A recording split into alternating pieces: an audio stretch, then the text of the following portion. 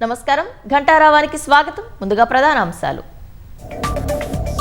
నేడు మరోసారి భారత్ పాక్ డీజీఎంఓల మధ్య చర్చలు ఘటనలు పునరావృతమైతే పరిస్థితి తీవ్రంగా ఉంటుందన్న కేంద్రం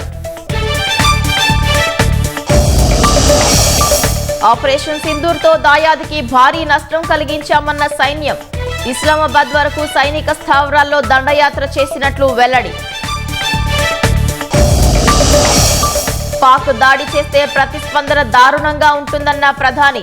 అమెరికా ఉపాధ్యక్షుడు జేడీ వాన్స్ కు వివరించిన మోదీ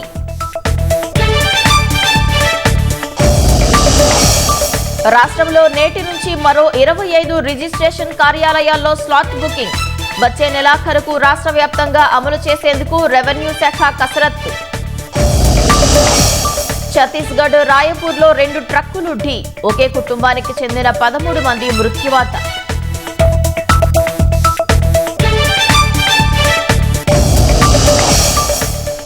భారీ లాభాలతో ప్రారంభమైన స్టాక్ మార్కెట్లు 1800 పాయింట్లకు పైగా లాభంలో సెన్సెక్స్